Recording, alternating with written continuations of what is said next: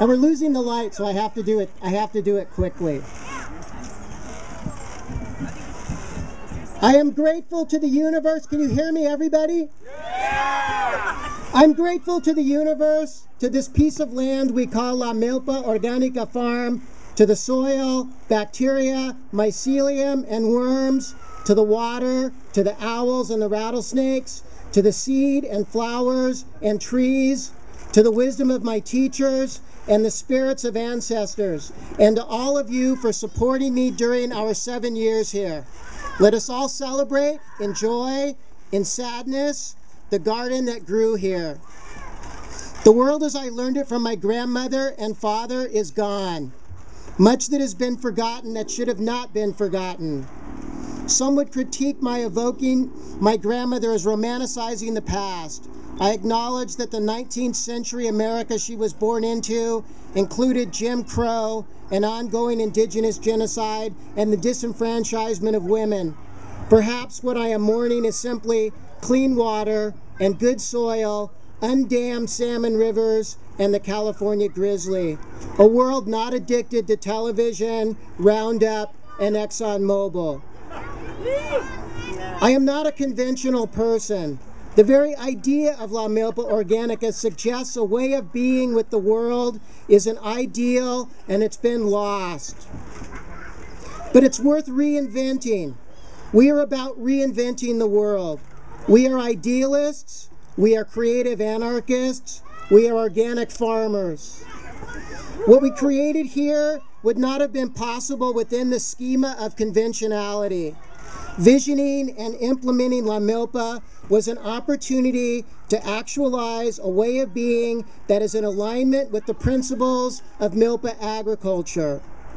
My creative process took place largely outside of the box of the system, the hologram, the matrix. Our culture looks increasingly like a system of control. In order to realize this story, it was necessary for us to create outside the system of control. For years, we were able to maintain this farm as an island separate from the freeway that leads away from our gate. Eventually, the nature of our experiment leaked out, and agents of the system showed up to place us under its control.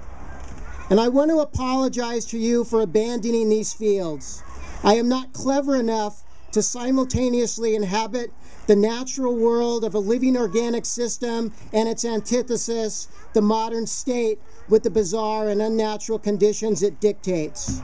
Unfortunately, growing food and living as free people is not compatible with the ill-considered and unjust mandates, rules, laws, and regulations that are imposed upon us. The penalties have been disproportionate and devastating. Our world is in transition from what was to what will be. I am talking about social, cultural, educational, health, political, legal, financial, ecological, etc. Where is the public conversation and debate that includes the input of citizens about the challenges of our time? Where is the conversation about our dreams for how society will be organized in the future and what steps we need to take to arrive there? What is the purpose of our democracy? Who should decide how we live? Our society needs experiments. We need places where we can freely explore these questions and build new models for a rapidly changing world. Freedom is a word that has been accorded great reverence in the lexicon of this thing we call America. I believe that we need more of it. Organic cropland is just 0.7% of agricultural production in America. This is only a tiny dust mote on the field of American agriculture.